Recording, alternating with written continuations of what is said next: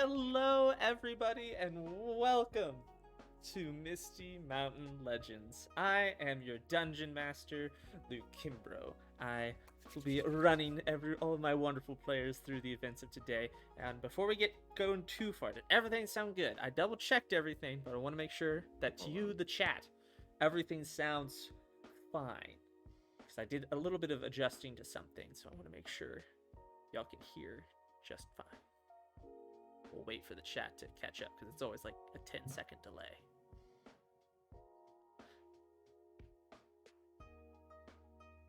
Perfect. Everything sounds good. Excellent. I love it. Cool. All right. In that case, let's meet our wonderful players today, starting with Luke. But the fun little question that we have tonight is, if your character was somehow, some magical means, shifted into a entirely different class than what they are now, what class would they now be?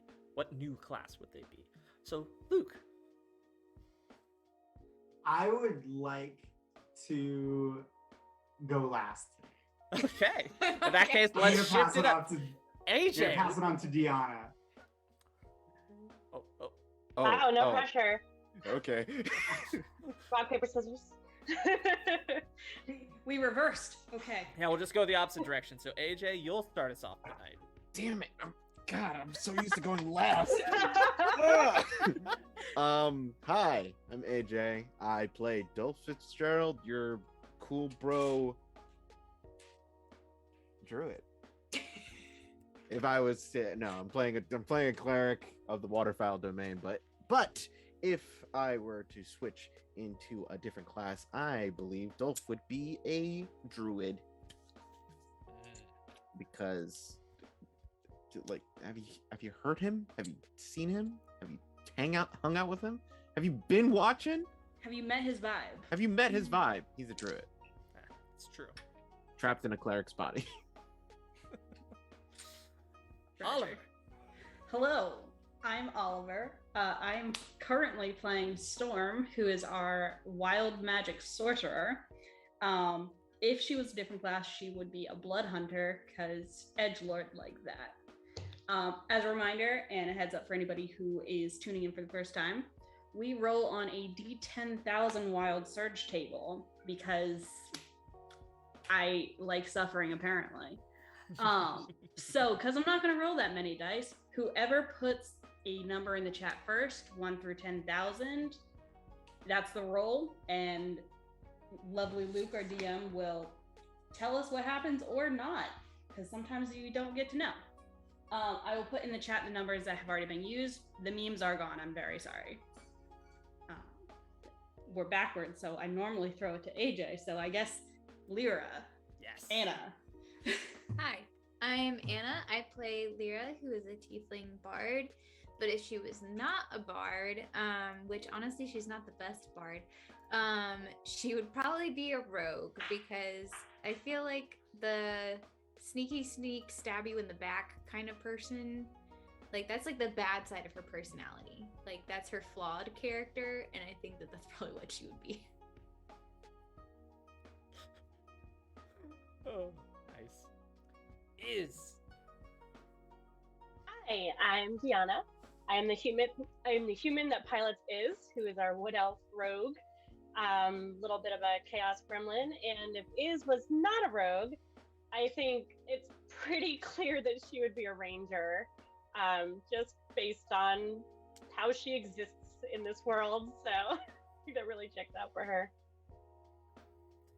All right, Luke. Now you've had plenty of time to think. Okay. It wasn't because I didn't think. It's because I'm hijacking this question and taking a left turn. So. No, I'm so excited. And I didn't want to start it by derailing it, but I'm Luke, and I play Burganofagus, or Burgy, who's a Firbolg, and class has just not been disclosed yet to the people, to the viewers, or to a good portion of the party. Don't know what class is, so I decided to just instead of answering what alternate class Burgy would be, I decided to choose what occupation Burgy would be if Burgy had like a an earth occupation, and I've chosen like secret shopper. Like you know how like sometimes they'll have secret shoppers that go into stores or restaurants and then they have to like assess how good the workers are or whatever if they're following protocols. Yeah, that's what I think Burgy. Like undercover boss.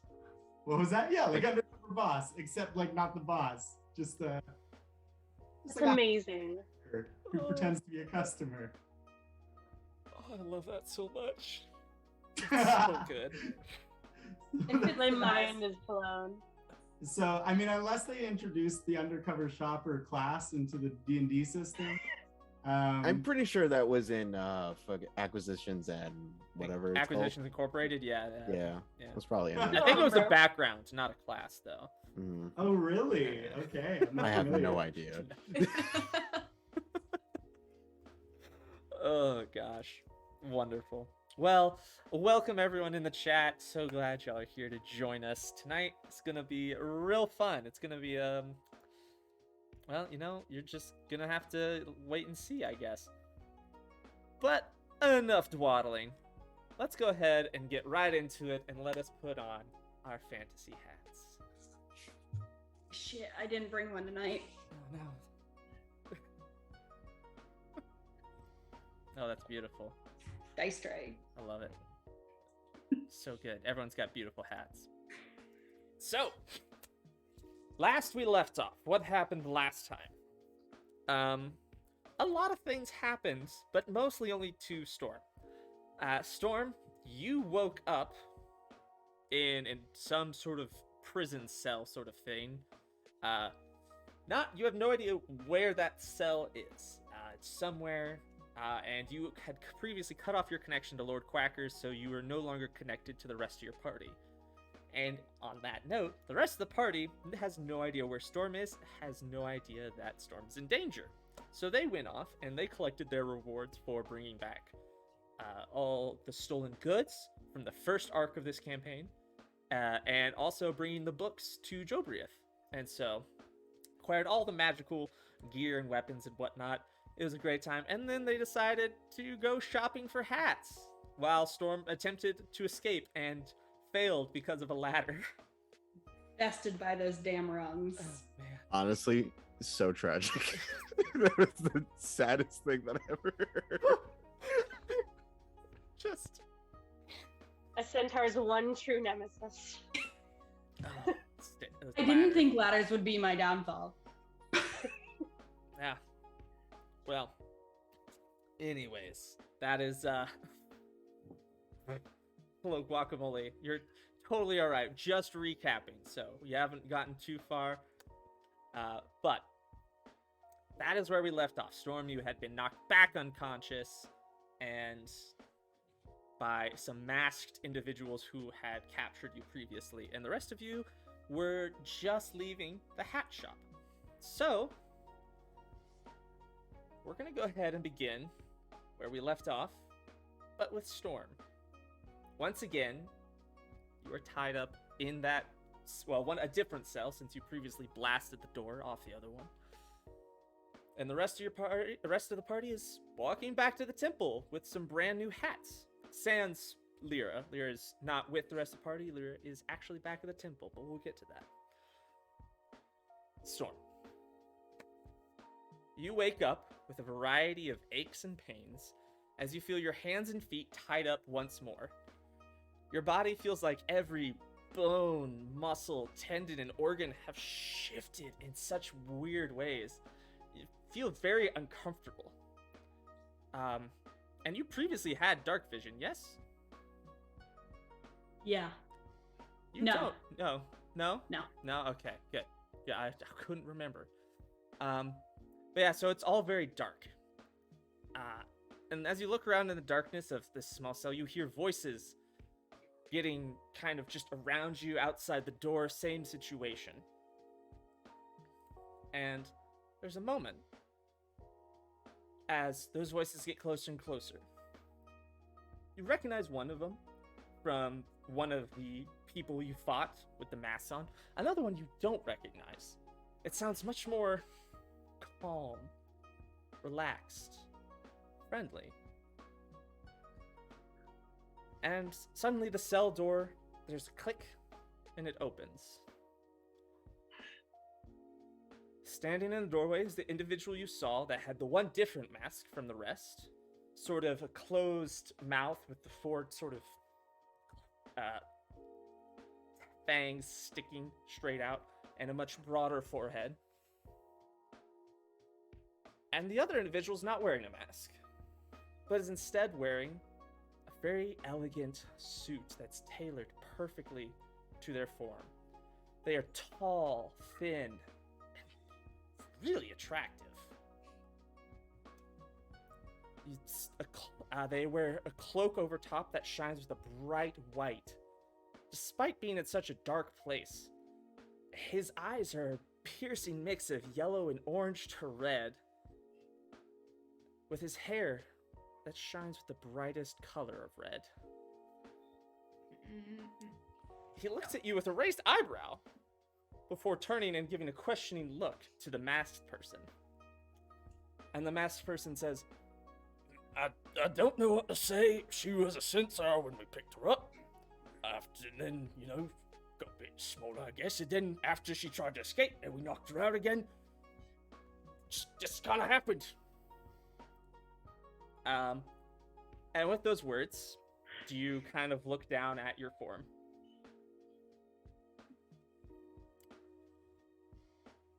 You no longer have 4 hooves. You no longer have a horse body. You no longer have a half-human body. You now have 4 hand-like appendages, dark black fur, and much smaller. Everything around you just is much, much bigger than what you're used to. And with a quick kind of glance around at yourself and your form, you realize you've turned into a chimpanzee. Monkey. The red-headed man just kind of turns and looks at you and smiles a little bit. Says, "This is sure to be due to the magic within her. I can feel it. It is unpredictable, chaotic, powerful. Oh. This will do nicely. This will work just fine for my plan."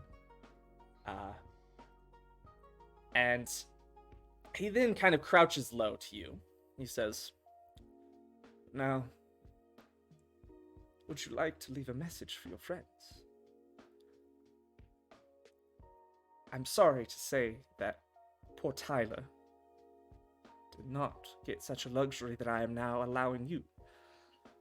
Though, I would hurry," as he just materializes a pen and paper in front of you, and your locks come off of your hands. "I can tell you don't have much time left.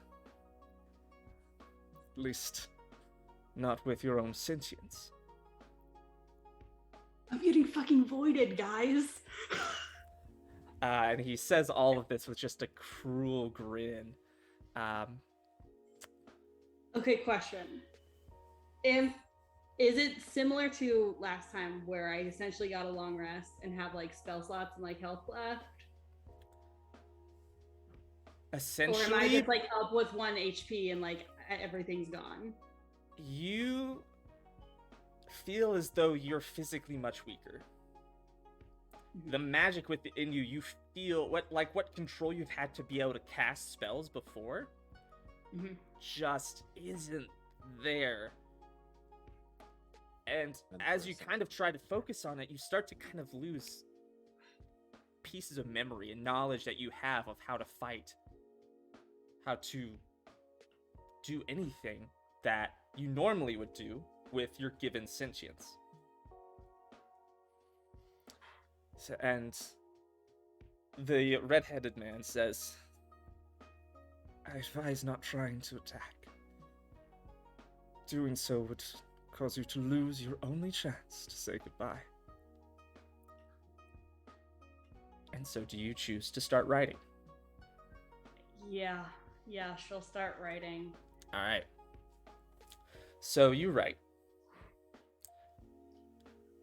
And we'll get to what you write a bit later. Won't come to that right now. But you write this letter. Beautiful, pouring out your heart, telling your friends exactly... Like, what do you write? You tell me, what's the general gist of what you write in this letter? I think Storm hasn't shared much of her life with these people. They don't know kind of her whole deal. So she tells them about that. I think Storm understands she's going to the void and she doesn't think she's going to come back out of that. So to her, this is death. So she's going to tell them about her family. She's going to tell them about her dad's voice in her head and explain why she chose what she did. And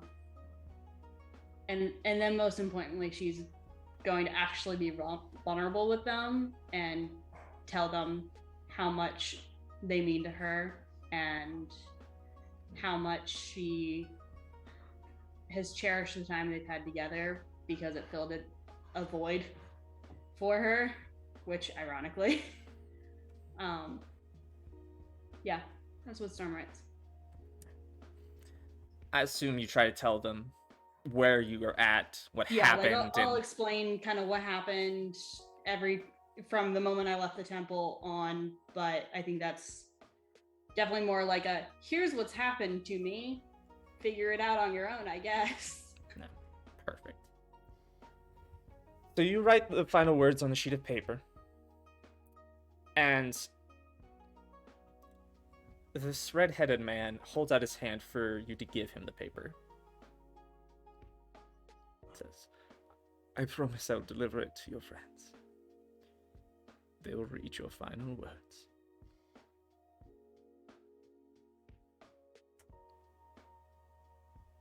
Do you give it to him?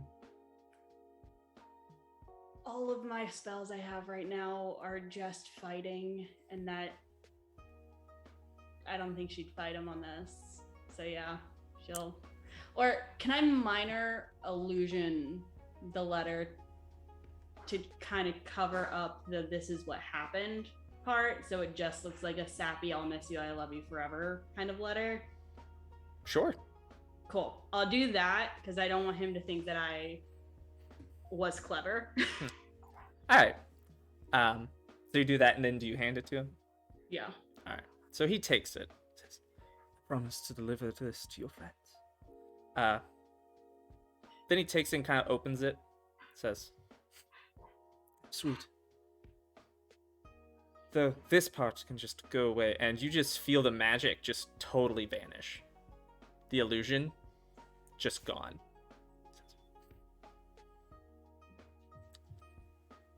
I figured.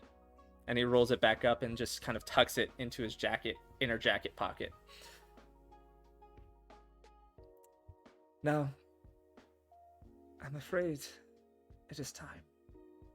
I can feel your mind slipping. And as he says that, you love to punch him as it happens. I love to just deck him as it happens. All right, go ahead and roll the hit. Just let me pull up. That 20 so bad. Let me pull up his stat block. Not a nat 20, but would I still have my same modifiers? No, you now have the modifiers of chimpanzee. Okay, I got a 18 on the die, so Cool. plus whatever. So plus 2, so 20. And I think that's a chimpanzee. Can my inspiration that I have just Oh wait, flow hold through on. No, the I have an inspiration from Misty Mountain Moons from last time. Oh, yeah, So I'm gonna use that. I'm gonna hit this sucker. I got a +5 to that. All right. So for a total of 25, Yeah. you swing at him, and he just grabs it. You didn't roll high enough. As this is someone you've never met. This is only someone that our dear Dolf has met.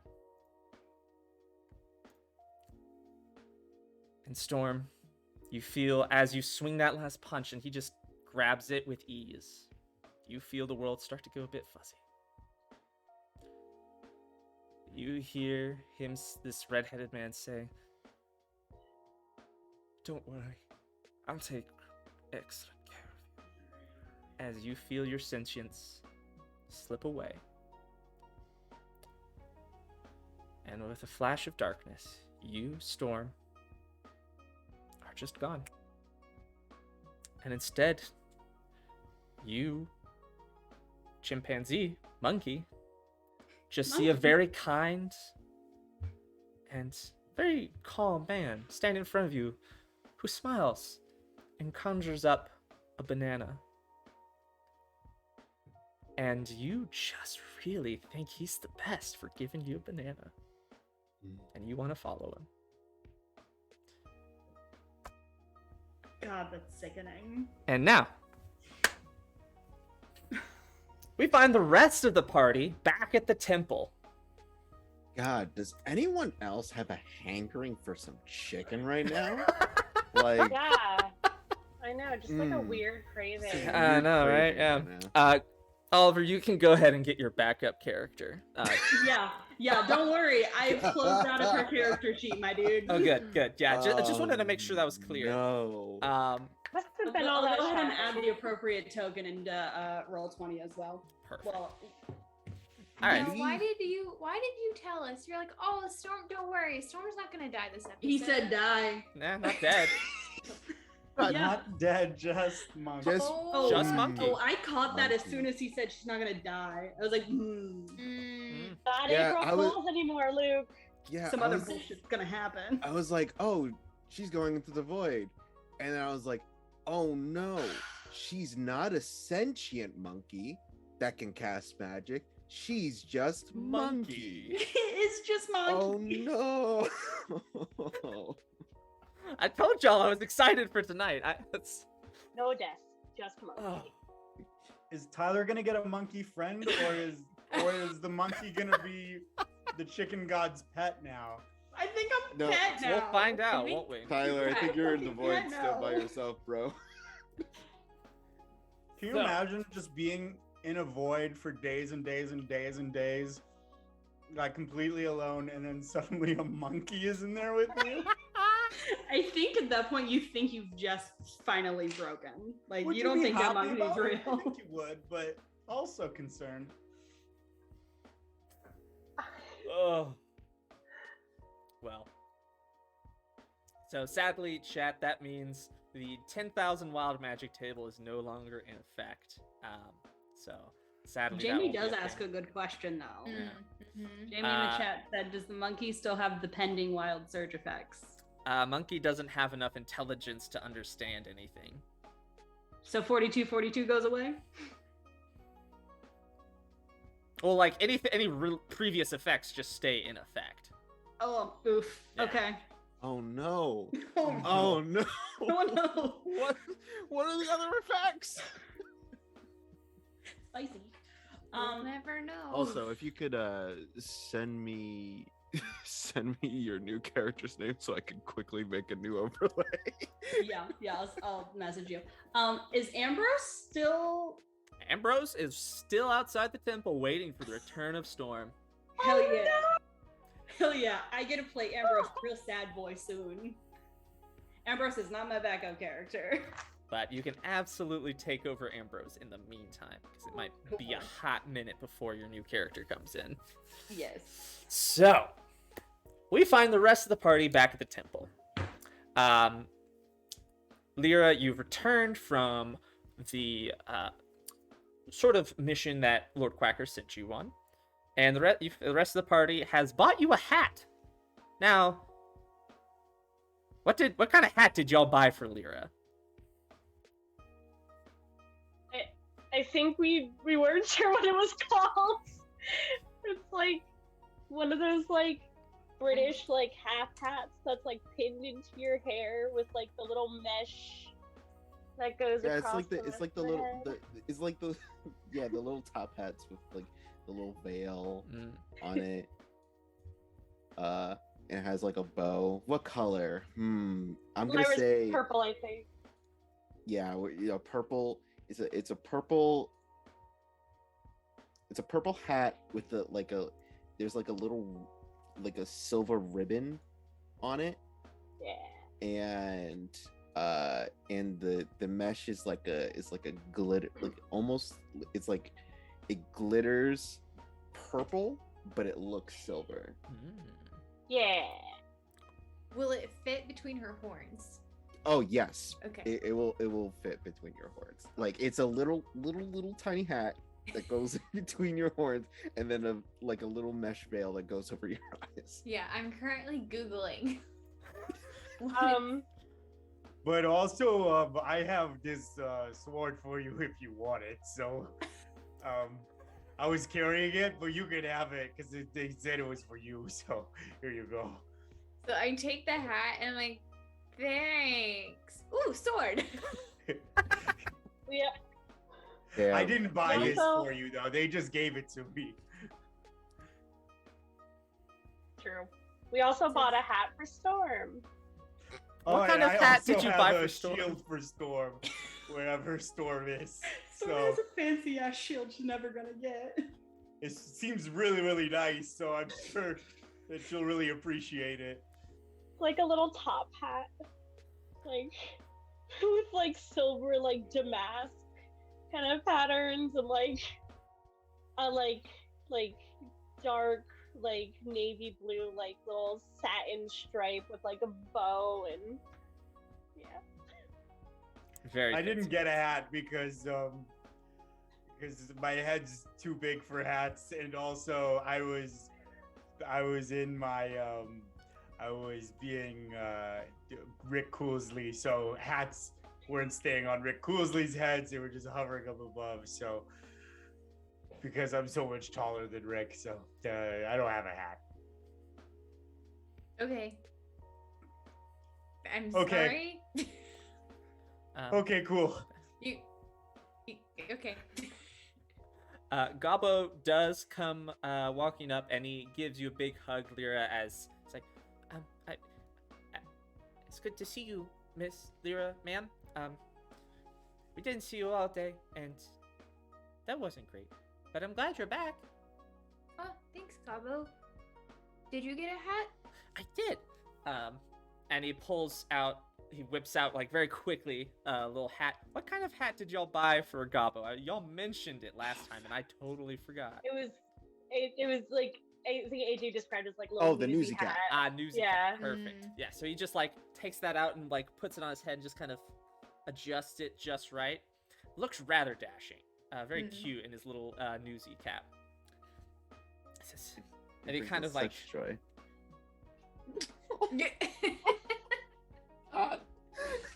He's so precious. How do I look, ma'am? You look very good, Gobbo. And he just gives a just big old grin on his face. Just good. No, wear it every day. And he just kind of goes walking off to show Lord Quackers, who is over to the kind of near the large duck statue that's in the temple. He seems to be meditating. And- So, no word of Storm? She hasn't come back yet, guys? Nope. That would be a nope. Have you seen Storm? Yeah, we just got back right now. Did you happen to see Storm come by, or I'm guessing not. No. God. Lord Quacker said that he'll message us if he finds her. Yeah, Lord Quackers is. I'm assuming that's what he's doing right now. Is that he's currently looking for her. And right on cue, Lord Quackers suddenly pops up. I found Storm! Oh. She is right outside the city in an abandoned castle dungeon. Wait. And he just goes silent and his brow furrows. Now she's gone. And he closes his eyes and you can feel magic pulsing. And then it just stops. And he stands up and turns to you all and says, I found her. One moment she was there and now suddenly she's just gone. She may be in trouble. We should all go now. Like, dead? Gone? Just gone. Normally I would, if she were to die in that moment, I would have felt her spirit leave, but she's just simply gone. We should go now. And he begins ushering everyone out the door. All right. Yep. Maybe we should be a little bit more cautious about if we're going towards the source of nothingness, the thing that makes people into nothingness. I don't know. Maybe I was just wondering if maybe we should go cautiously. I actually agree with the big guy. All right. Nice and slow. And fear not. I will be with you. This is important, and I fear for Storm's safety. I will Is he in joining duck you. form right now? Yeah, he's in human form. Okay, that's slightly more reassuring. Okay. Yeah. Lyra, are you good to go? We're pretty good to go. Yeah. Should right. we take Storm's shield with us? Yeah. I could carry it. Honestly, I could carry a lot of stuff. Okay, you carry it. Pretty good at carrying stuff. And honestly, shield might be handy when facing whatever we're going to be facing. So, yeah, sounds good. Okay. Right. Yeah, let's go. All right.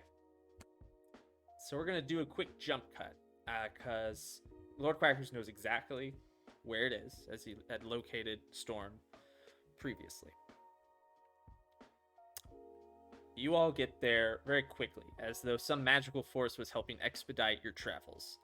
Whoa, Assuming That. to be Lord Quackers.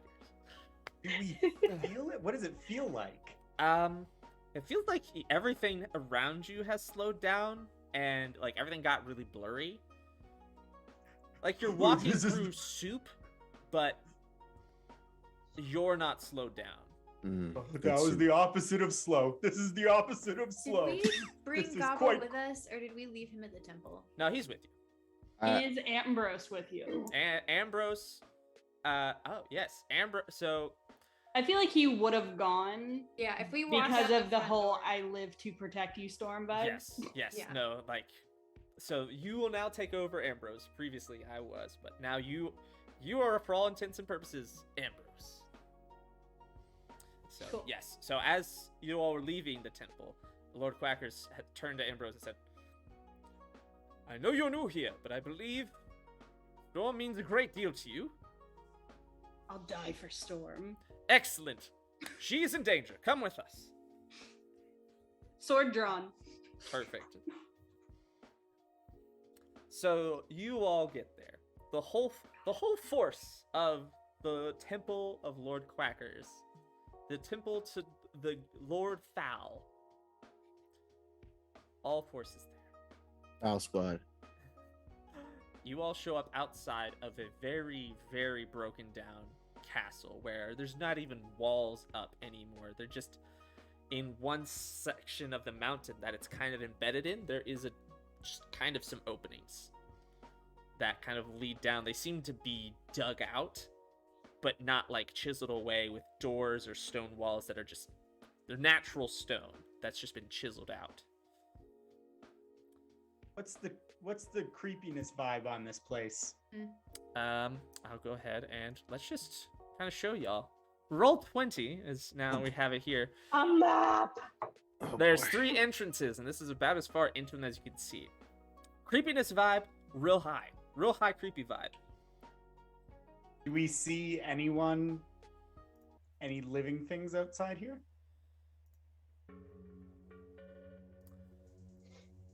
No.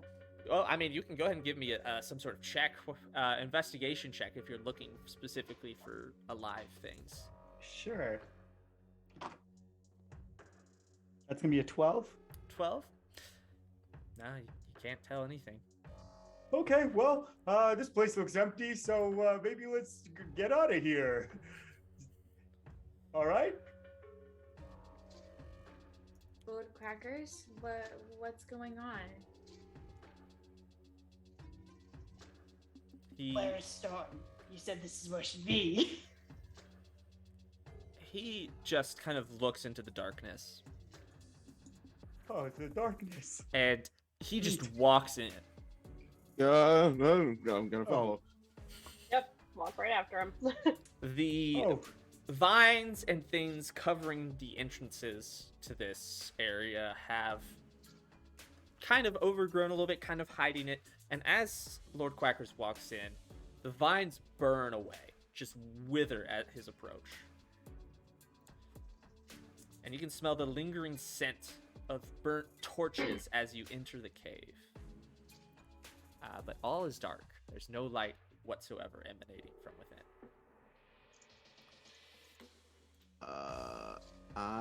Perception check? I'm gonna cast light on my shield Perfect. All right, you do that. Lyra, go ahead and give me a perception check. because I have no dark vision. yeah, thanks. I can't see in the dark either, so I was kind of wondering why we're just walking in the dark. I thought that would be maybe not a good idea. Ambrose is useful for very little. However, he has a lot of torches in the tinderbox, so he will strike a bunch of matches and whatever and give everybody torches.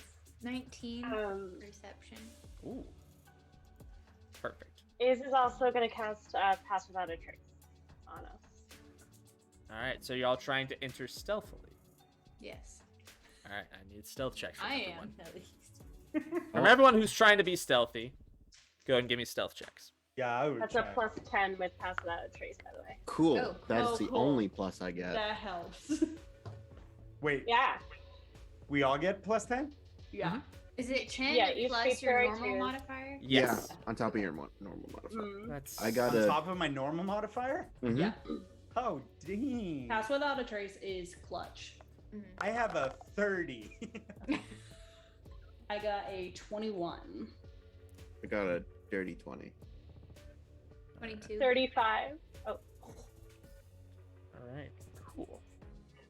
All right. Lord Quackers is not really attempting to be stealthy, but he understands what you're trying to do. So, with a perception check of 19, Lyra, as y'all make your way through, you see old campfires. Let's see if this is gonna work for me. Oh no. This is all right. Well, this is gonna be funky. Revealing things. So you see that campfire is not actually lit.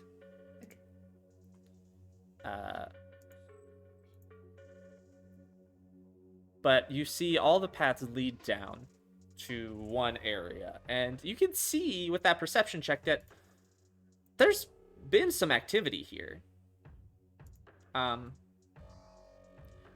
You're not sure how recently.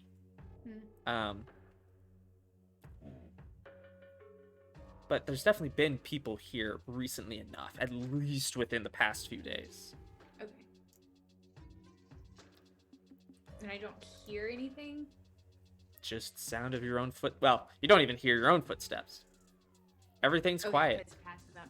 Is that pass without a trace? Mm-hmm.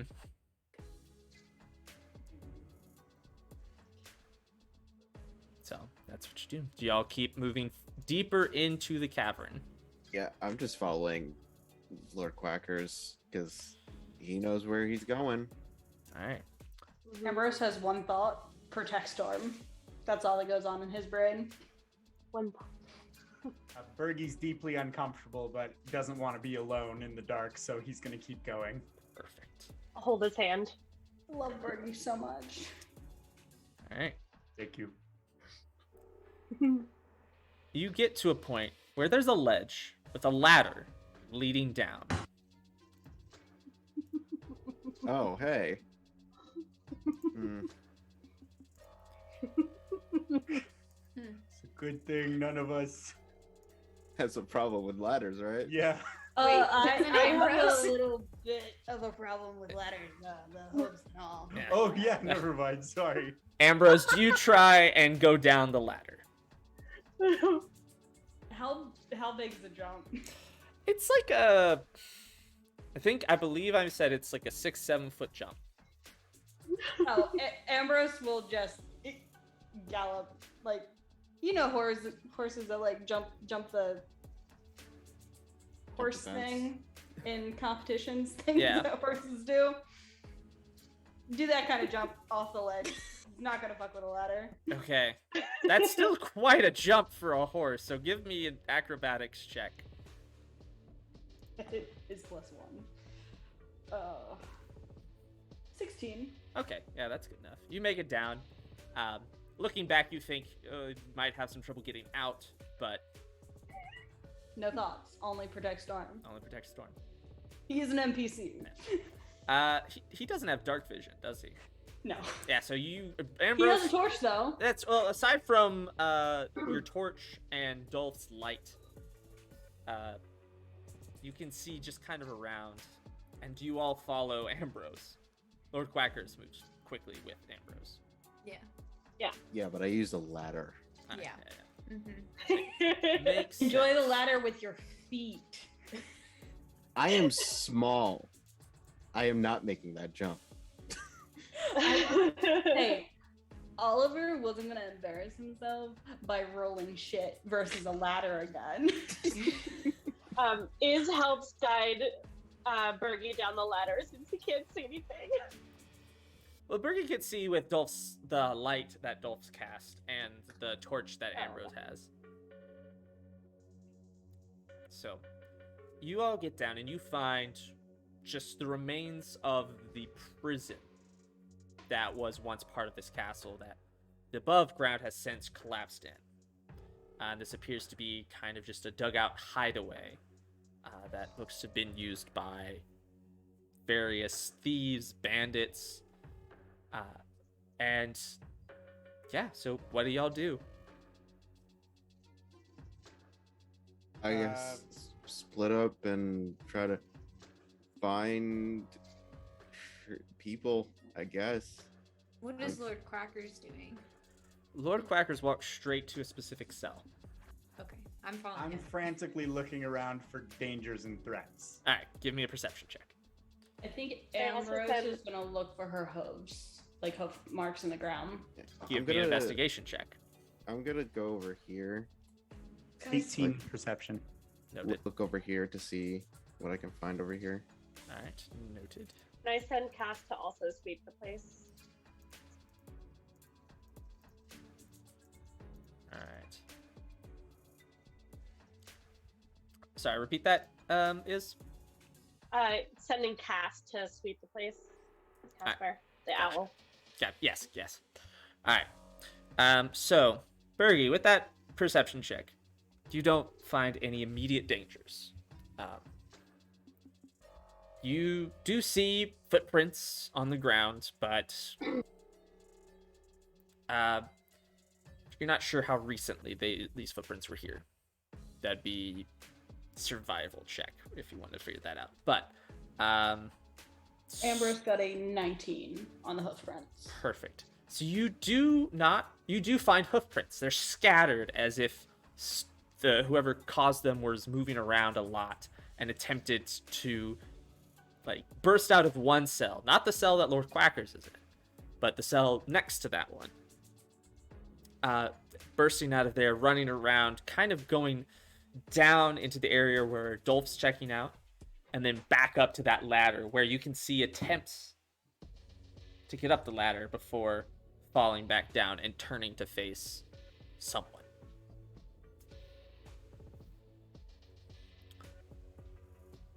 Lyra, you said you're following Lord Quackers. Mm-hmm. All right. you see Lord Quackers just pull open one of the cell doors, and it's empty. Nothing's there. And Lord Quackers just stands there before kind of just closing his eyes, and you feel a very powerful magic start to emanate from him. And little tendrils of light just kind of curl out from his eyes. Almost looks like vines growing very quickly as it kind of searches all through each individual cell, back and around, back to the ladder, down towards Dolf, before quickly, just in a flash, moving right back into Lord Quackers. And he turns to you and says, "She's gone. I have nothing. There's no sign."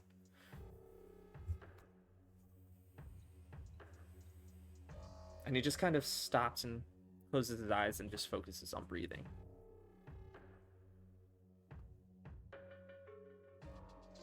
Gone as in she's not here?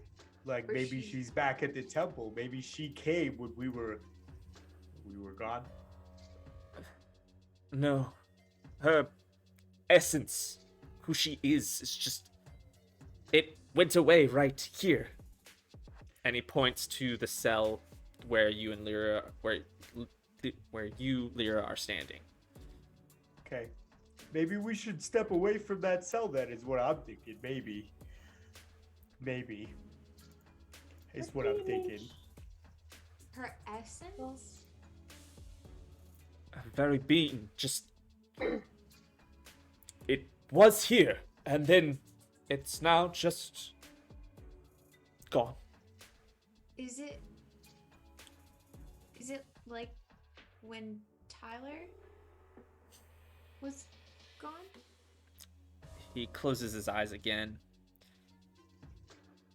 before reaching out and kind of resting his hand on your shoulder, Lyra. And you can feel the power that he is running through him right now as he's trying drastically to find any sort of grasp. And you can feel him actually trying to support himself on you a little bit. And he just opens his eyes and says, "Not exactly, but very similar. Where Tyler's spirit is gone from this plane of existence. I can feel it somewhere, but I don't know where.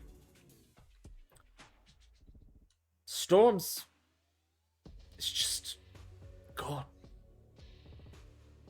Can Look at- I make an Arcana check? Absolutely. Says the one with -2 to intelligence. Oh, Hey, that's... I will Yes. also. Can I also make an Arcana check because I have a higher intelligence? That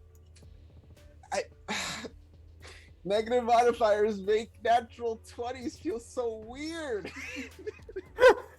Still a natural 20. Still a natural 20. But it's an 18. If Alright. you add the modifier. Yeah. Well, again, we try to treat natural 20s as crits, even on ability checks here. I can't only do it with natural fails, so. Now, with that natural 20, Lyra, you won't need to now. Yeah. Dolf, you can feel primarily the magic that Lord Quackers is emanating. That's the biggest thing you feel right now. Mm-hmm. It overwhelms you as you're using your senses to reach out for the arcane and the magical part of the world. But you do get a hint of the familiar magic, the chaotic magic of Storm. Residual. and fading very quickly, as if you're just barely getting the last of it before it just disappears. What could have done something like this?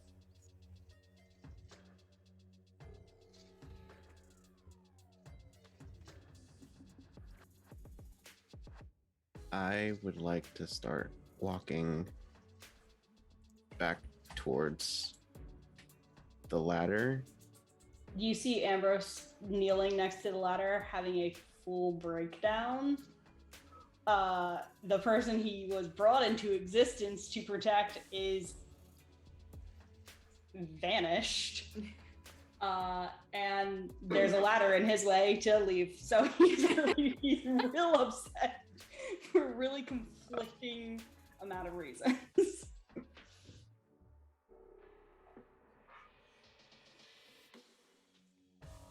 I'm just... Let's go. She's not here. She's gone. Number of things it could be that could have done it, but we're not going to find answers here. And Please find out who was here other than her. Like, search for clues. did I get any other pings of magic here? Or Not magic, no. Is there any, like, I guess can I do an investigation check for, like, anything that might have been left behind that would identify who else was here? Yes, go ahead. Can I also? Yeah, try for absolutely. that?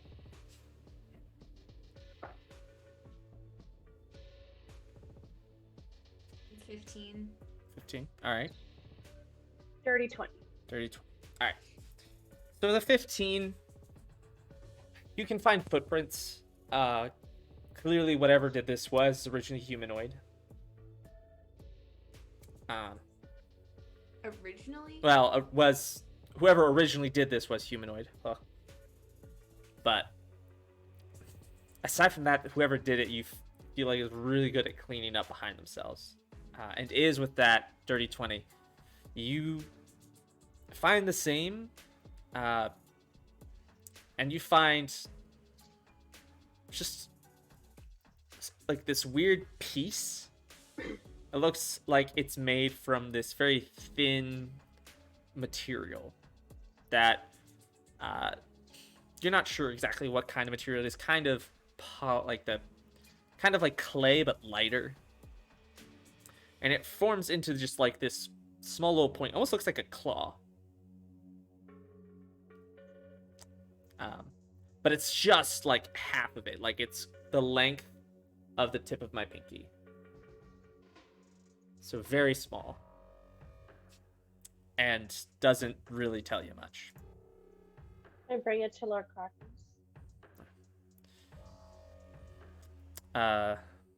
Lord Quackers looks at it. He takes it. And you see this sort of golden tendrils kind of creep around it before he just sighs and hands it back to you and says, "Nothing. Whoever did this is very powerful, very good at cleaning up after themselves. Even things accidentally left behind are wiped." Who, I mean, is that like somebody who's on your level of powerful? I would wager even more powerful.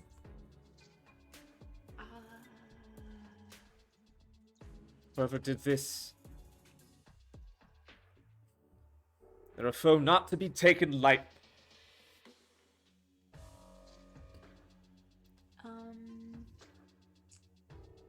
Okay.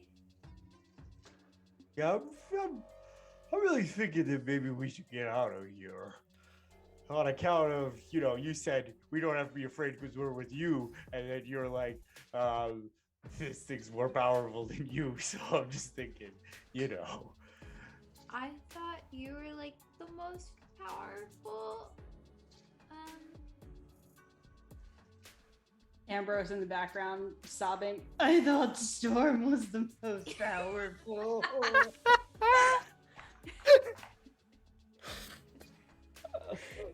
I mean, if we're talking about raw potential magical power, Storm did get like a S tier of magical prep. No, it's whatever. Storm yeeted this man out of nothingness into existence. Yeah. I was also a card. He doesn't know that. Oh yeah, that's true. You don't know shit. DM, I'd like to try something. What would you like to try? Can I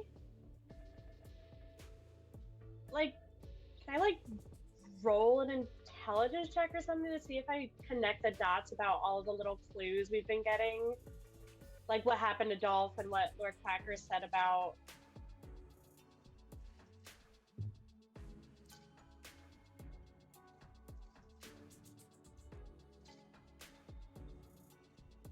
I'm gonna say no.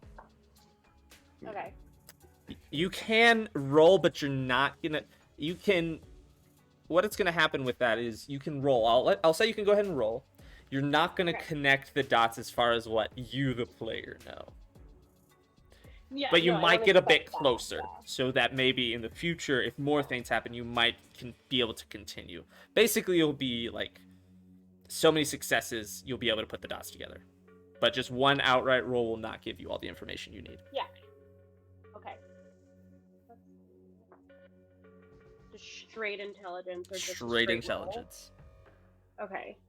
That's 15 plus. Also, I see you a clerical error. It's the clerical error. Wow. Oh. That's an 18 total. 18. Okay. Count that as a success. Just have somewhere on Okay. your character sheet, like, one success for putting 2 and 2 together. Really, it's like putting 2, 2, 2, 2, and another 2, and then probably a 5 together. Yeah. So,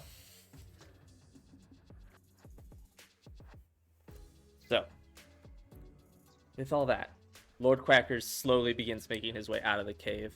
Ambrose, he comes and literally just picks you up and sets you on top of the lip. Thanks, Quacker. You're welcome, Ambrose. What am I supposed to do now? Ambrose, I ask you go and do as you desire. Your reason for existing, It's dead. and so you now have to make a new reason for yourself. Whatever that may be, you may always join us. You may always join the temple and serve it as your Storm previously did. I'm not good at that stuff. I mean, we could always just I use a can go temple fast. guard. Guard. What's up? Wonderful. Excellent. And he just kind of gives you a pat on the shoulder before walking out. Do the rest of you follow Lord Quackers? Yeah. Yeah. As y'all leave, you notice one thing. Gabo is standing facing the cell where Lord Quacker said Storm's essence just disappeared. Gabo? He turns and looks at you. And you just see a single tear. Pitch black with little stars floating in it. Just kind of fall and drop onto the ground. before he just silently walks to you. Begins walking out of the cave as well. As Gabo walks towards the ladder, Dolph's fist is clenched so hard. And just takes a deep breath, exhales, unclenches, and follows Gabo, and is so mad. I'm so mad. So mad. Just so mad. But it is not going to act on it right now. Right. And so as you all make your way back to the temple, night has come. It is dark outside. You know that tomorrow you'll be called upon by Jobriath. Not by Jobriath, Joffrey. Mm-hmm. To go to the castle where you're to help present Rune, the sentient sword that you rescued that had been stolen. You're to help present it to the Duke's son. And you know that is on tomorrow's agenda. When we get back to the temple, I'm gonna show Gabo how to polish his armor, and it's gonna be very avoidant of his gaze. Gabo welcomes the distraction. And you see him as you show him how to polish, and he starts polishing his own armor. Just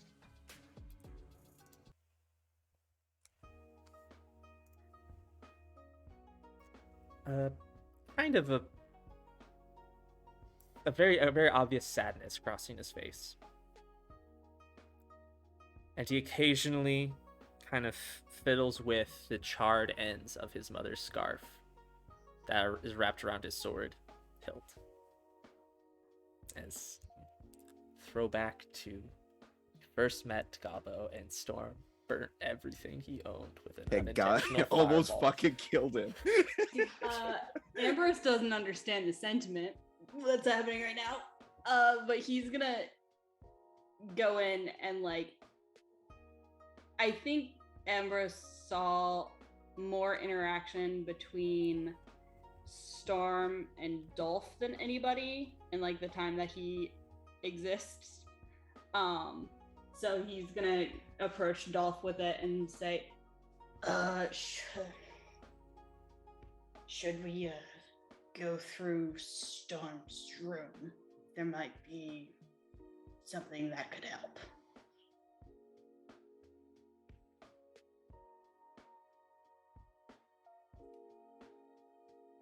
Not even looking at him. He's not right now. Maybe after tomorrow, but not right now. With that, you all hear a knock at the door. Who goes to answer it? Ambrose. He is now the guardian of this temple. All right, Ambrose, you open up the door, and you see no one. There's no one there. But as you look around, you see on the door is just pinned lightly a letter. Go grab the letter. All right. Is it pinned with a dagger? No, just kind of like just a small nail. Okay. Is there a name on it? Just a blank envelope. It's just a blank envelope. It's not even an envelope, it's just a folded up letter. He will open it as he walks in. All right. So, assuming you begin to also, you'll share this with the Oh yeah, rest of the party. he'll open it, see what's about to happen, and then be like, Lord Quackers, you should probably get everybody out here for this. then he'll hand it to Quackers. All right. So, Lord Quackers reads this. I'm just going to read it in my normal voice so it's easier. Y'all can open up your envelopes. Yeah, this Damn is it. this is the time. It Oh, won't be sure. accurate as some things. I will be reading what you actually read. What y'all have is not what is actually on the letter. I'm gonna cry. For context, while they open this, I, Oliver, human player, mailed everybody a letter because I assumed that Storm would be dying. So that's what they're opening. So fancy. So, the letter reads as follows. To my dearest friends, I'm unsure if I'll manage to make it out of where I am. In fact, I know I won't. If you found this note, that means I'm gone. Clearly, I'm struggling to begin this letter as what I just read is crossed out. So this letter, I'll just explain what's happened and why. To start, you all need to know why I'm adventuring. It began with my herd vanishing about 2 years ago now. I had gone out with a few others to take care of a group of orcs who had been raiding other encampments, and when we got back, everyone was just gone. The only thing of importance we found was a note scrawled on a scrap of parchment, pierced with a dagger, unlike any I'd ever seen. That parchment read, "Your mothers should have not taken you from me. Now all who aided in sheltering you from me must suffer as I have suffered the last 25 years. Dad." Signed, Dad. P.S. Where did you think you got your powers from? Since that moment, I've been searching for my mothers and the rest of the herd while adventuring. I've found scraps of information here and there. Nothing was enough to act on. That was until after Tyler vanished. In that moment, watching yet another person I loved being ripped away by some cruel trick of magic, I felt nothing but a crushing wave of sorrow, followed immediately by rage. I cannot describe. In that rage, a voice came to me, in my mind. It was my father's voice, the one responsible for my family's disappearance and who I believe may have answers to what happened to Tyler. So I tried to connect to that voice somehow, but it was gone just as quickly as it had come. I knew in that moment I had to do whatever was necessary to force that connection to him be stronger so that I could somehow get the answers I desperately needed. So I asked Lord Quackers if there was another way, and clearly there wasn't. So I went to be alone away from everyone. I couldn't let anyone get hurt while I did this. You've all seen my magic. It hurts people. When I was finally alone, surrounded by trees like I'd grown up, I let myself feel the pain and sorrow, and most importantly, feel the pure rage towards the man who had taken so much from me, and I plunged the dagger he had left me into myself, giving up not only my connection to Lord Quackers, but my strength and skill as a fighter to strengthen the bond apparently he had given me.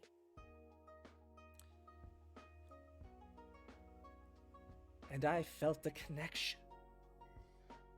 He called to me and told me where to go. And so I've left. I've gone on. I cannot stay anymore.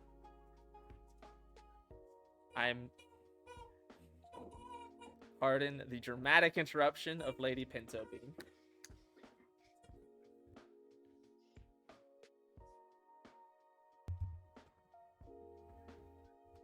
What do you have to say for yourself? Interrupting a dramatic Aw. moment like that. Man, She looks proud. so proud. So proud. Anyways. So I've left. I've gone on. Don't try to follow me. I don't want to be found. I love you all dearly. But I need to follow the voice of my father. And I'm writing this because I know what it's like to lose someone shrouded in mystery, and I hope this letter at least gives you some answers. I sincerely hope you never have to read this letter, but if you do, thank you all for being my family while I search for my answers. I love you from across the plains. Storm.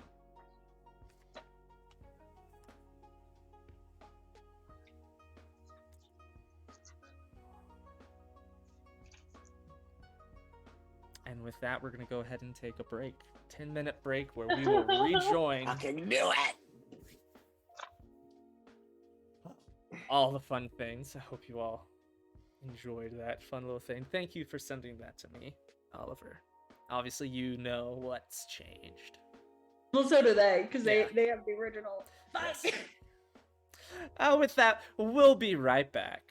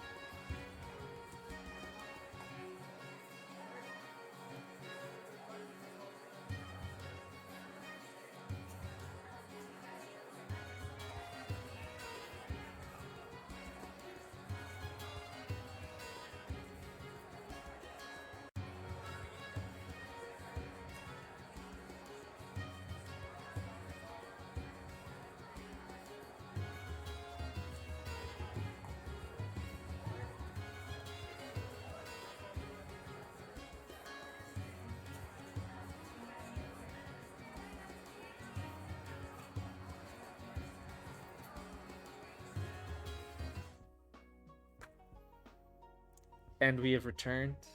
We are picking right back up where we left off, right at the end of Lord Quacker's reading the heartfelt letter left behind by Storm.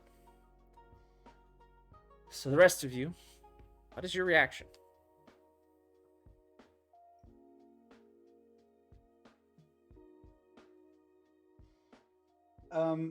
Burgy is silently respectful of the atmosphere that is present. Clearly didn't know Storm for any notable length of time, but clearly recognized the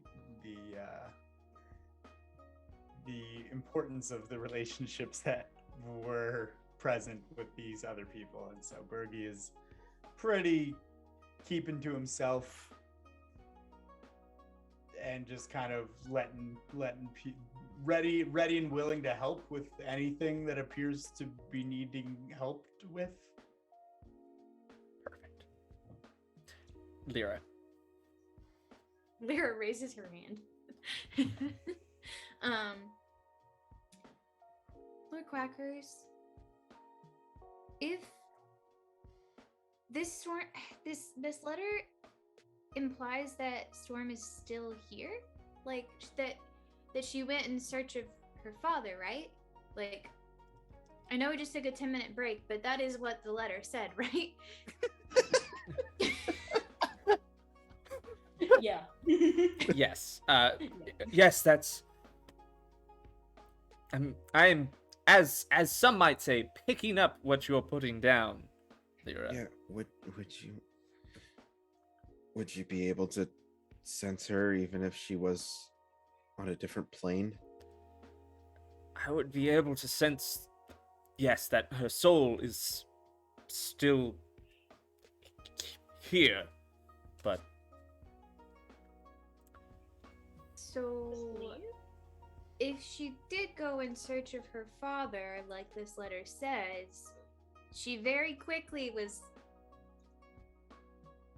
not searching, not anywhere. Like, I suppose it is possible that her father, that clearly some powerful being, took her. I know not. I can't say for sure that is what happened. but what I'm asking is, like, where could someone go that's not another plane of existence that you couldn't sense? Somewhere not even I know about. It would have to be beyond the realms of the gods. What's beyond,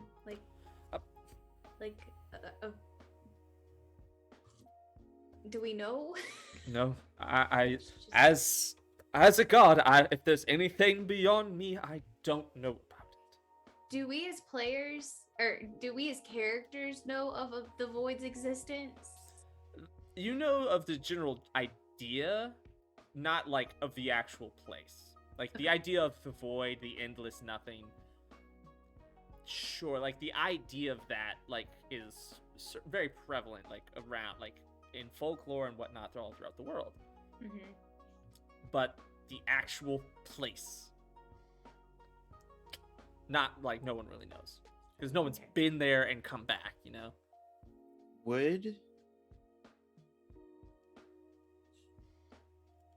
Would we know about? Because I feel like I don't know. This just might be just because I feel like in a magical world,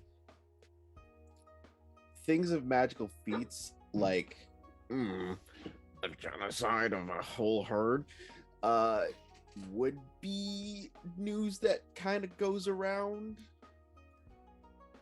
Whether it be from like just like people like going to like certain areas, like, wow, there's like so much magical scratch marks here or something. Like, would that be on like the fantasy newspaper or something, like, or like someone would have talked about it at some point? I mean, I know this was Help answer this in the fact that Storm's herd was very small, and Okay. from like a pretty remote like forest situation. So like the herds that were around, and like the Firbolg clan that was like 10 miles like deeper into the woods, like they would know.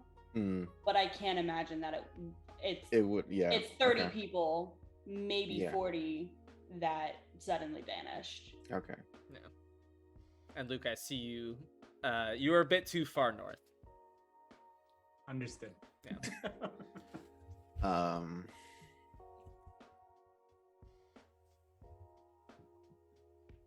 Even if she did leave, how did she end up in that place?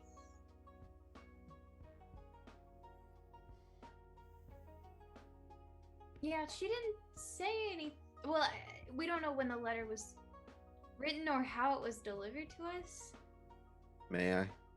Of course. And he hands you the letter. I'm investigating the shit out of this letter. I don't know how. Is there a way to trace the messenger? Yeah, how did. I mean, we don't think she left it, right? When I opened the door, there wasn't anybody. It was just pinned with this nail to the door. Can I have the nail? Can I, like. What spells do I have? Yeah, I wanna. I wanna be able to figure out where this nail came from. All right. Do I have a spell for that? No, I do not, because I am just mean to people, and that's what spells are about. I'm pretty good at figuring out if something is magic. You want me to try doing that, maybe? Yeah, see if it's magic. Okay. I'm going to use detect magic. Oh. All right. So that's a radius spell. Yeah. If the letter is within 30 feet of me. Which it definitely is. All right, so you cast Detect Magic, and I mean, right off the bat, a lot of things kind of go just explode with magic energy, not like physically, but before your eyes, everything just lights up. You see, obviously, Lord Quacker's is the brightest sort of magical center amongst everything you see. There's bits throughout the temple that look like protective and just basic protection magic. The letter does actually ding a little bit. The nail, no. Like I was saying, us Firbolgs are pretty good at figuring out things are magic, and I can tell you this letter is just a little bit of magic. And that is what I've determined. I love it so much. May I? Can you tell what kind of magic?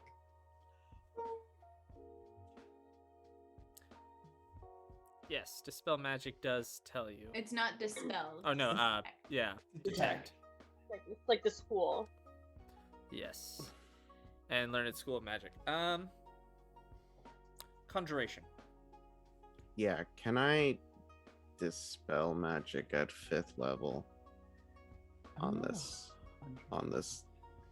piece of paper? I'm using the Firbolg ability, and I'm just reading the description here. I'm not sure if the Firbolg ability might be a little more limited. I'm not sure. Oh wait, no. You learn at School of Magic. Okay. Yeah. It appears to have a little bit of a conjuration of magic on it. And so with that, Dolph, you then cast Dispel Magic At 5th level. at 5th level. No need to roll. The magic is dispelled on the letter. Yeah, you just see Dolph looking at this letter, and the moment that Burgy says, "Yep, there's some magic on it." I don't even sound like that. You just see Dolph's eyes just flash white, and like his hair just kind of floats up a little bit and goes back down, and whatever is on the paper is dispelled. Read my letter the way it's supposed to be. So we get to read the No. way it's no. No. Nope. Whatever just sort of faded transportation magic that had just put it on your door goes away. So we lose the letter. No, the letter is still there. The letter is as No. we. But the As it but was the read. very faint remnants of conjuration magic that were on the letter are not. It is now just a letter as it was. No word changes, nothing. Yes, Lyra? Have any of us seen Storm's handwriting? Yeah. I would imagine so. Is this accurate to her handwriting? Give me an insight check. Okay. If I You have a I would say you guys would know that there's a journal in Storm's room Okay. because I think she probably threatened your lives if you ever read it. Okay, so we were gonna. can I Can can I I like, assist? grab the journal to like closely inspect the difference in the handwriting and see if there is one? Yes. What are you trying to do? I have a background in forging letters, so I'd like to assist in. Perfect. In that Handwriting. case, not even gonna make y'all roll. Between getting to compare physical and then also forgery is being something you're good at. It matches perfectly. Like the whole letter, everything. Whole letter, about it. everything is to the T, quite literally. This is her handwriting. You are confident that 100% without a doubt, at least that Storm wrote this. All right. good Whether or work, not everybody. it's you like Storm meant it or was not under duress when writing it, that's something totally different. But you can confidently say Storm 100% wrote it. All right. I feel like we've done good today. I feel like Certified this that is this under- letter is indeed authentic. This is under duress. Storm would never say I love you. No, I'm kidding. As you I'm say kidding. that, I'm I'm kidding. gonna take your role for as DM for just like a smidge. No. The page that Lyra and Iz are comparing the handwriting to the letter, you flip over to another page and you see all of your names spaced out, with things she's learned about you, your likes, dislikes, stuff that she knows that you're good at versus bad at that she can help, lessons that she's learned from all of you guys, lessons that she's learned from Quackers. And all of this is in the back half of her most prized possession, which is all of the teachings from Colt, who is the person who raised her along with her mothers and trained her to be a fighter. So to Storm, you can tell the fact that you're in this book meant you were family. Oh, emotional damage. At this point, you all hear a knock on the door. Another one. God damn it. I'll get this Nuts. one. It's a hard night. So, Burgy, you open the door. And as you open it, you see multiple armed individuals wreathed in intricate sort of tunics overlaying their armor, all with the same sort of insignia. Same one that's on the church, the temple of the chicken god. And amidst them stands a tall, beautiful man with bright red hair. Someone better fucking Um, hold me back. guys, there's somebody at the door here. I would have, if I'd heard the door knock after that letter, I would have been at the door too. So you also see this. Can I help you, sir? Yes, I do believe I've not yet made, well, any of your acquaintances, really. Who might you be? And I'm realizing right now I probably should have become Rick Coolsley before coming to the door. I say, I'm, and then I close the door.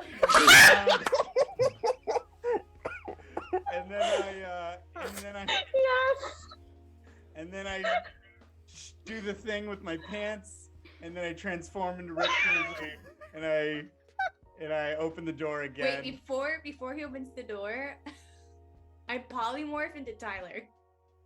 Oh my god, no! Taylor's back. Okay. And then I open the door, and I say, I'm sorry about that. That was some random guy. I'm Rick Coolsley.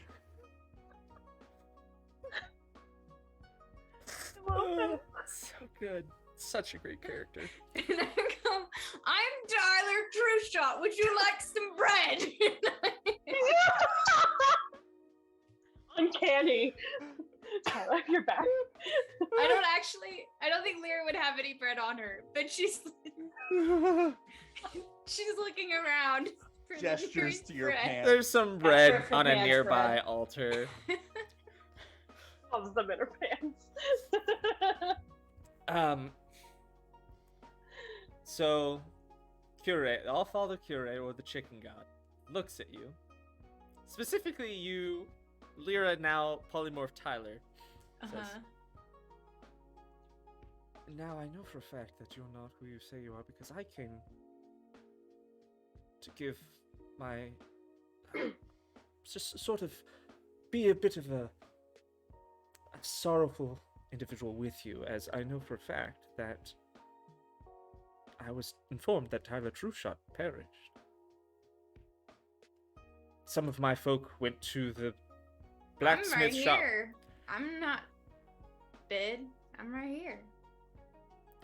Why'd you think I was dead? What? Why'd you think I was dead?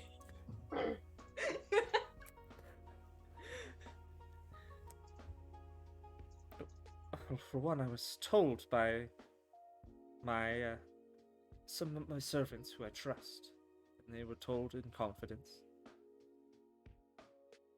They went by the blacksmith shop, and some folk had heard that the passing of Tyler happened, and I had heard tale of Tyler from just the going abouts of this temple. It appears that you've done much throughout the city, much good. Heard the recovery of all the stolen goods. That has been told to me many times. Picking up on Lyra's aloof vibes, I would like to try to pull some insight of some kind, or try to figure out what's this guy's deal. Alright, go ahead, give me insight. Can Do I know- Amber's also give insight because he was there. He was summoned before Tyler vanished, Yes. so he saw it happen. I got a 10. Alright. Anna? I'm just trying to remember. Lyra has never met the chicken god, right? Only Dolf has. And But Dolph described what he looked like to us. Yeah. Yeah, Do I know who this is? give me a history check. It's Okay. not gonna be hard. It's not gonna be a high Ambrose check. has no clue who this is, but goddamn does he know this man is lying because he got a nat 20. I got a 14. 14. Alright. So yes, Lyra, you do know who this is, just from what Dolph has mentioned. And Ambrose, I feel like the symbol of the chicken god with a guy who kind of looks yeah, like a chicken might be. That's the check was DC 8. It was not hard. Ambrose, you actually, with a nat 20, believe he's telling the truth.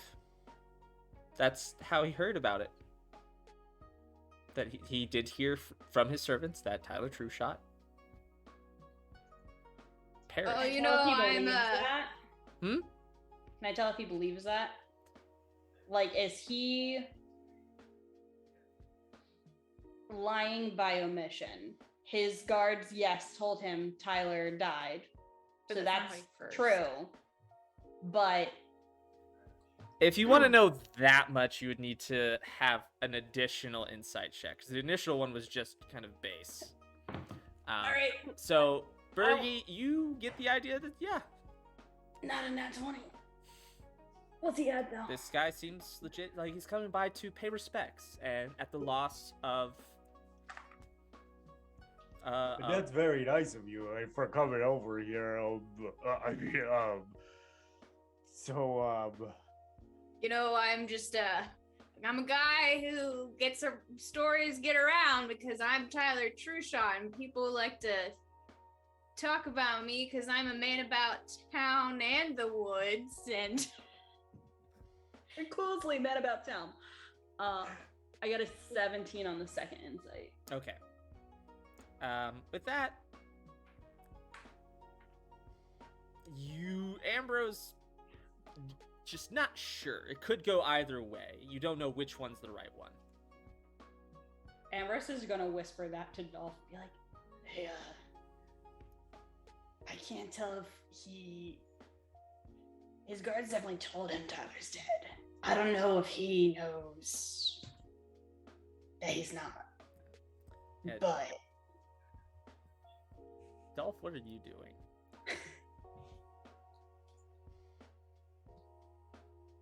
I am seething right now. I think Dolph is feeling some phantom pains of approximately 2 hit points that has been stolen away from me.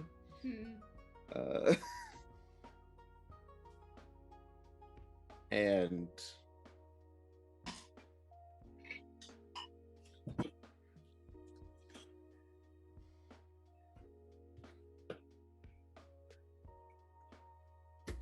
walks to the door. Just gotta pushes Taylor a little bit over so he can get through. The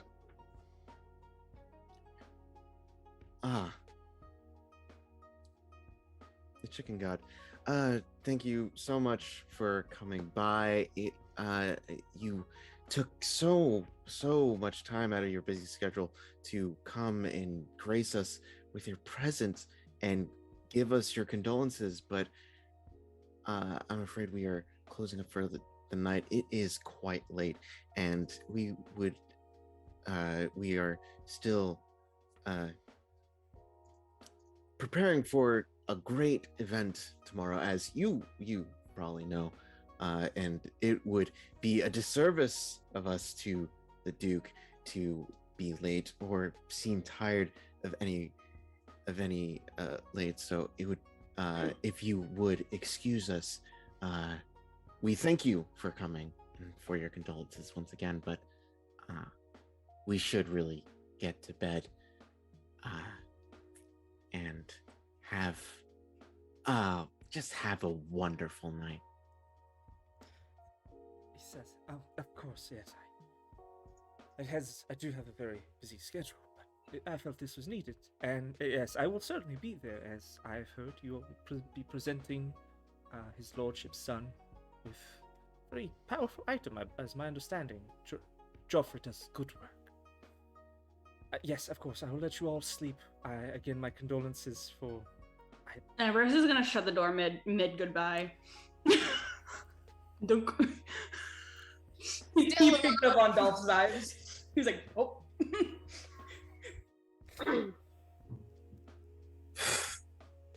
I thought you were gonna kick his ass, Dolph.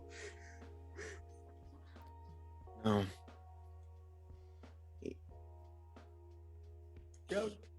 Oh shit! Wait, is that the god? The door just opens again, without you trying. It says, I assume sometimes these doors are just very finicky. I shut the door. It doesn't move. Okay. Think goodnight means goodnight. Guys, we really gotta put some oil in this one. Look at it, it's really stuck. Whoa, guys. I pick up on your vibes, and I also put a hand on the door, and I'm subtly tugging. Cure, No, All Father Cure looks directly past all of you and makes direct eye contact with Lord Quackers. Damn it, I can't meet his gaze. Uh, This is a short joke. Yeah. They just look at each other for a bit. unwavering, not any emotions on their faces. Before Allfather Curie turns to rescue, says, I apologize for taking up your time. I wish you all a good night. And he turns, he says, come along, little one. As you all suddenly see a chimpanzee just scurry after him and crawl up and sit on his, like kind of hold onto his shoulder. And he gives a little scritch just behind the ears. Says, you're so sweet. And walks off. That's foul. No, that's our god back there. Shame the DM. Well, that was a really weird encounter. It seems like you guys don't really like this monkey man. We shut our door now. Yes, the door now can shut fine. I would imagine as soon as he released the magic that it slams shut as Yeah. All of you are and just like, Lyra we're both pulling on it. oh, Hmm. what do y'all do now? It's late. Y'all are getting tired. Who was that guy? You An asshole. And Dolf will go to his room. well, Dolph is really I nice to feel like- assholes. I feel like we might need to think about what just happened. Because there is no good reason that the chicken god would come here. He did not come here to offer his condolences. Ambrose will pipe up and he'll share. His guards definitely told him Tyler's dead. That was true. I couldn't quite tell if he believed them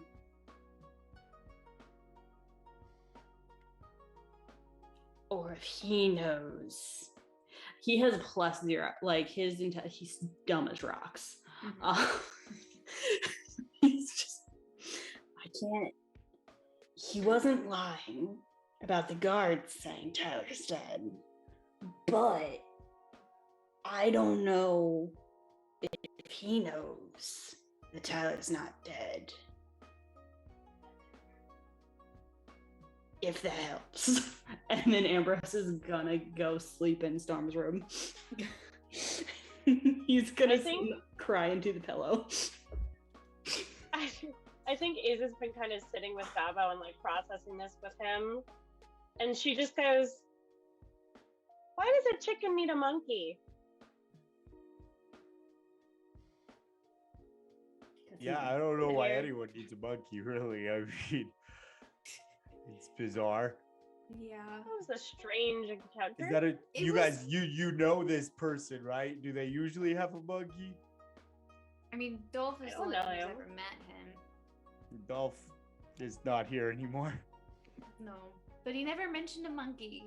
That's fair. I feel like that's something, if I just met a person and they had a monkey, I'd probably mention the monkey. So I think it's probably safe to assume he probably did have a monkey when he met him. That's what I'm thinking. Ambrose from the other room. I would have mentioned a monkey too. It's a weird pet. He's a strange guy, I guess. I feel like he came to gloat.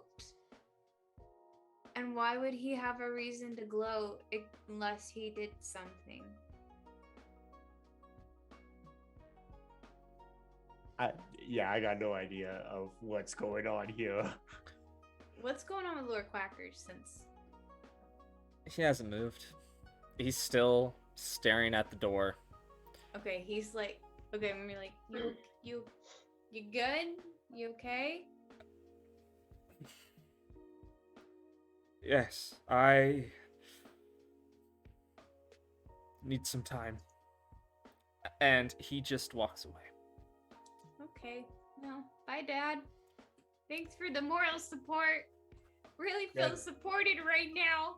The vibes around here are pretty rough. I'm not Like, it's really just feeling. not, I'm gonna be honest. You know, sometimes I repress my feelings, but right now I'm not gonna repress my feelings. I'm not feeling supported. Oh, Well, I think it's been a long day. okay. Okay, does I'm gonna think go on to that. bed. No one wants to. Ambrose is gonna come out and try to support Lyra. He's the guardian of the temple and those in it. And their emotions, damn it. Ambrose is just sobbing the whole time though, Cool. but like Good. together. Burgy will, like, did you go in your room? Me? Or No, who? Lyra. Well, if Ambrose comes out into the hall sobbing, then I'm gonna be like trying to comfort him, Just but both also trying to just like comfort having a each other. breakdown on my own. Okay. Both We're just in breaking the down, hall. both trying Burgy's- to help each other. Burgy's gonna pull a little piece of paper out of his pocket Okay. and unfold it, and he's just gonna say, you are both strong and independent people. There are no obstacles that you can't overcome. He looks down at his paper some more. You can slow your breathing whenever you like. And he just kind of, and then he just kind of And he's the trails one off. that I like my life. Burgy, go ahead and give me Continuing down. a performance check. Okay. So precious. Oh no. That would be a 3. Oh no! You're It's, you're trying, but it's like the level of encouragement y'all feel, it's up to y'all. But, Burgy just, I don't know if I'm fully aware. I'm hearing him talking, but there's a lot of like sobbing going on right now. Burgy picks up the hint and he folds up his paper about halfway through the list of affirmations and just kind of, I have an important question. Do Oh, you God, say I Aaron. love my life and I'm in control? Does that one get said? No, he doesn't make it that far in the list. It doesn't. Not a Before- word goes through Ambrose's mind then. Yeah. He caves and folds up the list, and I'm just gonna. You guys seem like you got a thing going, so I'm just gonna go to my. Okay. And he goes to his room. is Gabo just kind of like gives you a hug and Who? says, "Ma'am, it's been a long day, and I think I need to go to bed." Would you like me to tuck you in? No, that's okay. Thank you though. Okay. If you need anything, let us know, okay? I will. And he just slowly walks to his bedroom and closes the door behind him. I kind of linger for a moment before going to Storm's room. Storm's room is currently empty as Lyra and Ambrose are just like having a moment in the hallway, trying to support each other while also having their own breakdowns. It's great. So yeah, what do you do in Storm's room? She's bringing the hat that we bought for her at the haberdashery. And she's gonna kind of lay it on her bed. And then she's gonna kind of contemplate for a minute. And like sheepishly take out some of the shrooms that she stole from Storm without her knowing. They are just underneath her pillow. They're just there. Oh no, no, stole no. some. Is stole some. I stole these a long time ago from you, and you never noticed. Oh, like fun.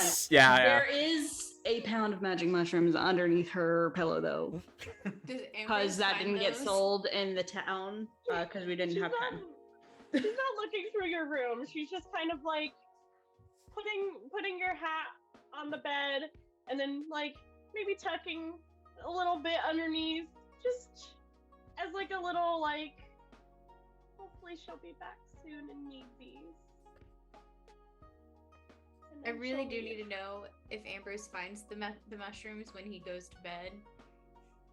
No, Ambrose also doesn't sleep in a bed. Nah. Oh, that's true. That's true. Is Centaur.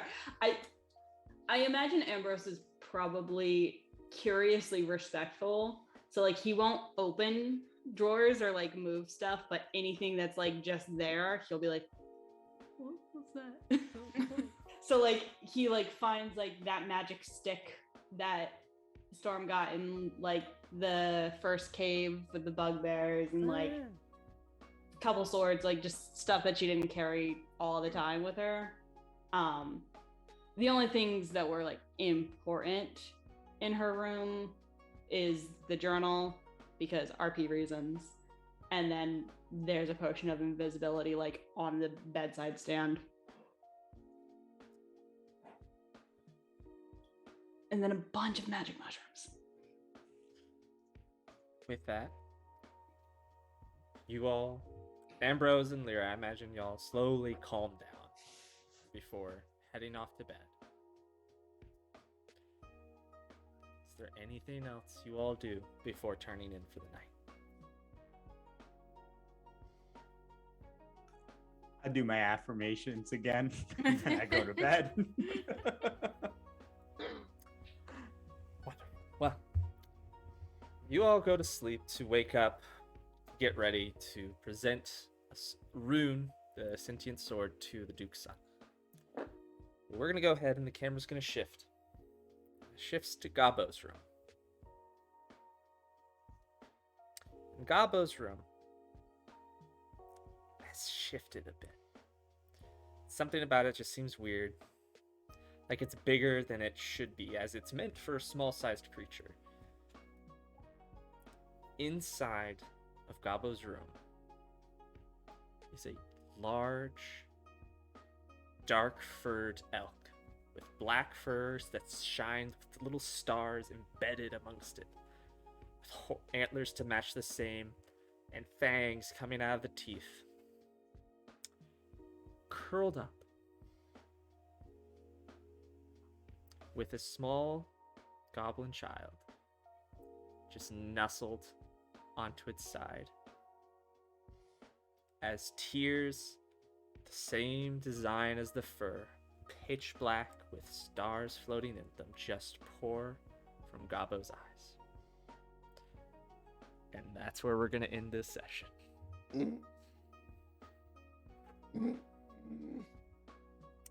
So thank you all so much for coming and hanging out with us tonight. It's been a real cheery session tonight. So much fun.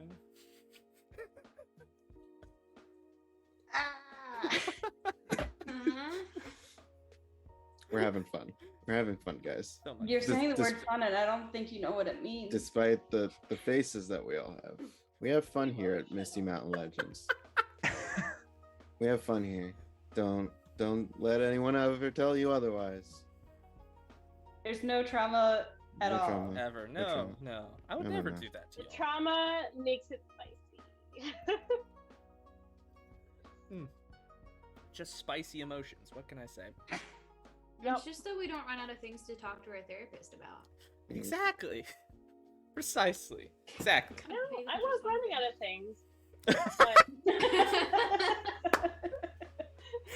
Oh my gosh. All right. Well, with that, thank you all so much for joining us tonight. Appreciate you all hanging out and listening to us just tell this fun story. Tonight definitely was a bit on the heavier side, but next session will be much lighter. Don't you worry. So, thank you all for joining me, and thank you to my players. You're all wonderful and beautiful. So glad y'all are part of this.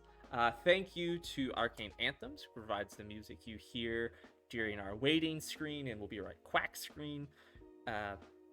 Thank you to Luke for the images you see that are our waiting screens, or the things there. Thank you to AJ for designing this overlay you see here. Beautiful, lovely, wonderful. What am I forgetting? Anything? Your Ko-Fi. Ko-Fi, yes, I have a Ko-Fi shop. It's just somewhere. Should be right underneath here. If you go scroll down a little bit, you should be able to find it. Or it should be one of the links over here. One of those things. It's on our Twitch channel page.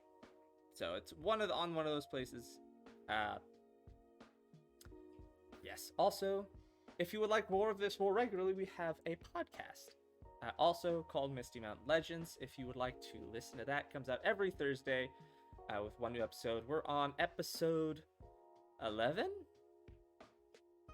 Episode 12 this week. I think we've already done 11 episodes. I can't remember. But I'm pulling it up. Hold on. I'm gonna beat you. Oh god. I'm gonna beat you.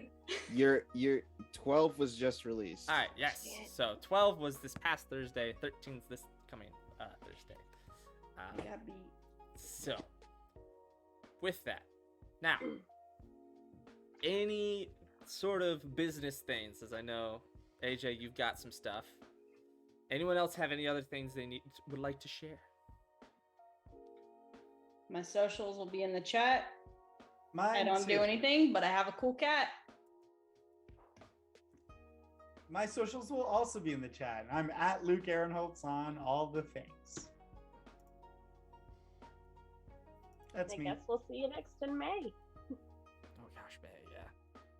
Gonna be Wow, May. crazy. It's gonna be I know. Gonna be May. Oh, it's almost May. Yeah.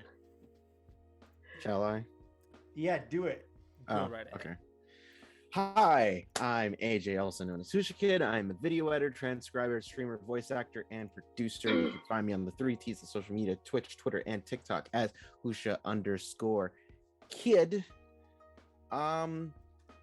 It's gonna be a short one because I'm not really doing much, but you can find me. What am I doing? You can find me available on every podcast service every other Tuesday. In the midst of giant country, an ancient series of trials are taking place, and our travelers find themselves in the middle of it. Join Boone Riffin, my half-orc, half-leon, and monk, and their companions in the D&D 5e actual play through Hollow Flames, DM'd by the lovely It's the Riddler. Tomorrow, you can find me on the second part of my guest appearance on the Critical Misses, where we are playing the Good Society game, a Jane Austen TTRPG in which I play Lord Augustus Thimblewood. The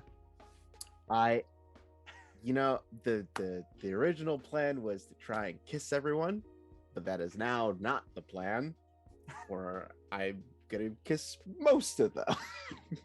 And I'm causing trouble, and I'm just so rakish.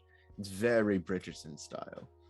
And that is TTRPG. and that show is called The Queer Society.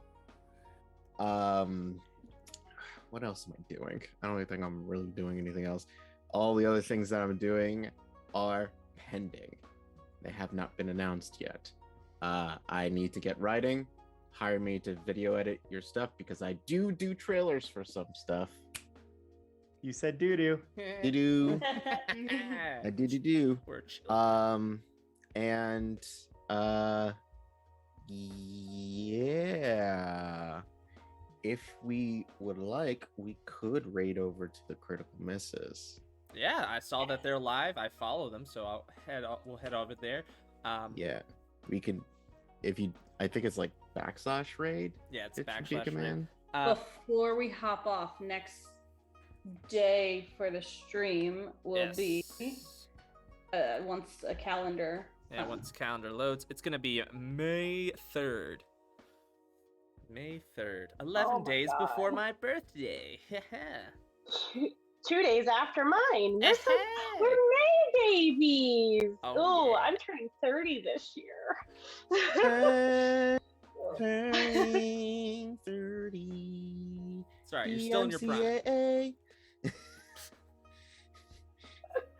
Ugh. But But yes, once again, thank you all for coming and hanging out. Thank you, chat. We do this primarily for fun, but also because we hope that you all enjoy it. And so thank you all. And thank you to our meme page, which Misty Mountain Memes. The great mystery continues. We have no idea who runs it, so we'll find out one day. But go check them out on Instagram. They are hilarious, and it's great. It's such a good time.